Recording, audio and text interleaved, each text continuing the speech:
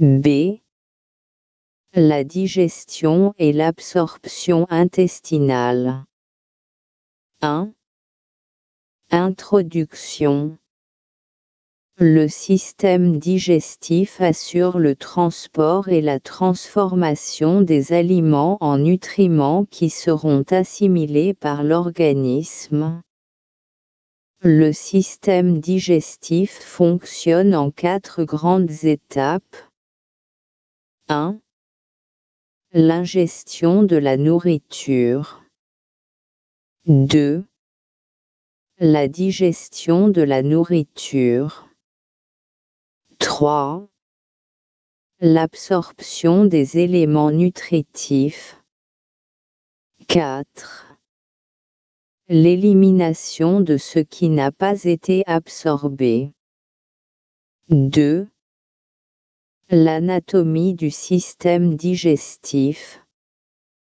Le système digestif est l'ensemble des organes qui interviennent dans la digestion.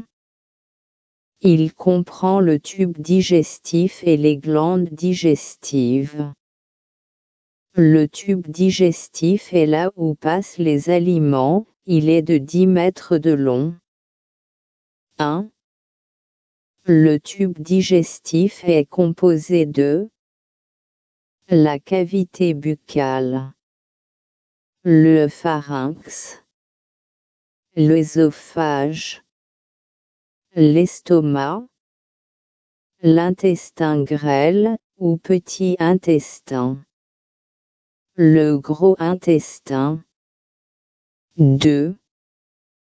Les glandes digestives sont les glandes salivaires, les glandes gastriques, le foie, le pancréas, les glandes intestinales. 3. Le devenir des aliments dans le tube digestif. Tout le long du système digestif, la digestion permet de dégrader les aliments en nutriments grâce à 2 phénomènes. 1. Action mécanique. Mastication dans la bouche et brassage dans l'estomac. 2. Action chimique. Les sucs digestifs, salive, suc gastrique, contiennent des enzymes qui coupent les aliments. 3.1. La digestion buccale. Au niveau de la bouche, la digestion mécanique se fait par la mastication sous l'action des dents. La digestion chimique de l'amidon se réalise grâce à une enzyme de la salive appelée amylase. L'amylase transforme l'amidon en maltose qui est un sucre simple contenant 2 molécules de glucose. 3.2. La digestion gastrique.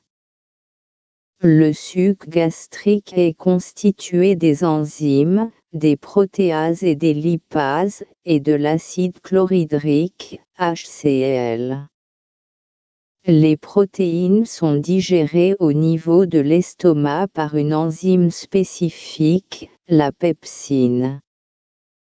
Elles sont dégradées en polypeptides contenant plusieurs peptides, qui eux aussi contiennent plusieurs acides aminés. Il existe 20 acides aminés différents. Une protéine est formée de l'enchaînement d'un grand nombre d'acides aminés, de quelques centaines à quelques milliers.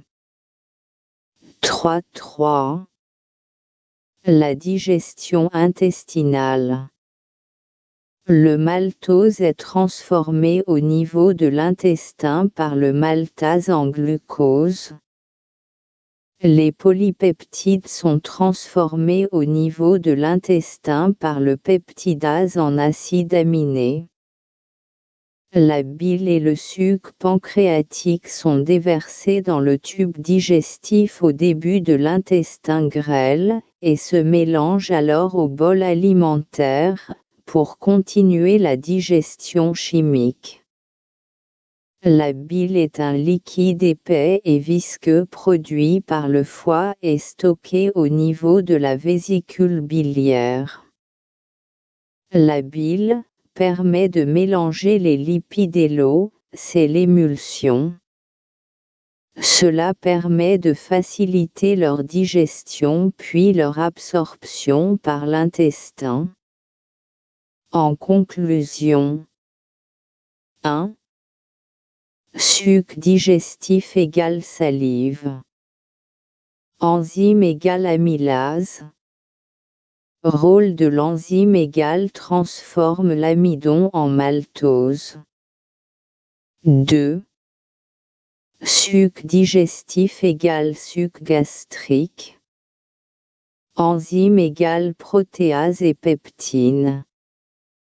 Rôle de l'enzyme égale transforme les protéines en polypeptides. 3. Suc digestif égale suc pancréatique.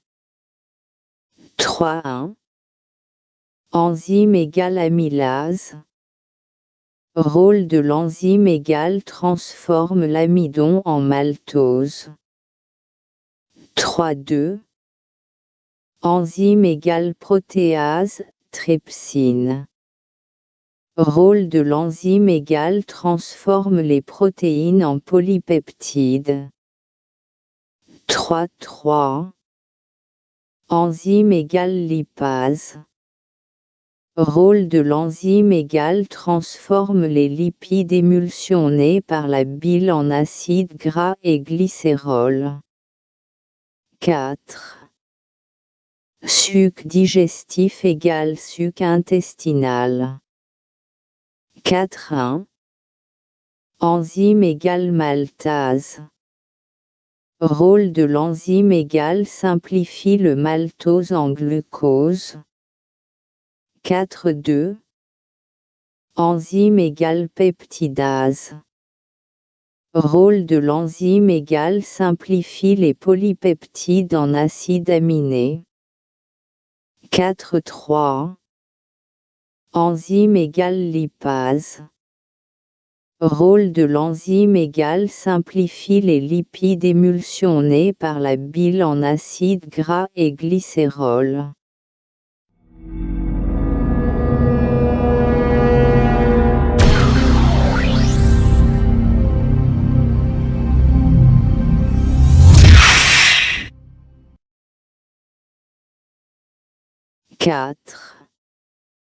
L'absorption intestinale.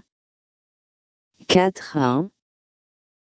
Caractéristiques de l'intestin grêle. Chez l'homme, l'intestin grêle est un tube de 7 à 8 mètres de long. Sa muqueuse interne présente de nombreux replis portant des villosités intestinales. Avec ces replis et ces villosités, 10 millions, l'intestin grêle aurait une surface interne totale de l'ordre de 200 mètres carrés. 4.2. Absorption intestinale. L'absorption intestinale est le processus qui permet le passage des nutriments dans le sang à travers la paroi intestinale. La paroi intestinale possède des caractéristiques qui permettent et facilitent ce passage. Une surface d'échange très importante estimée à plus de 200 mètres carrés. Une irrigation sanguine et lymphatique très importante. Les substances absorbées au niveau de l'intestin grêle peuvent prendre deux voies. 1.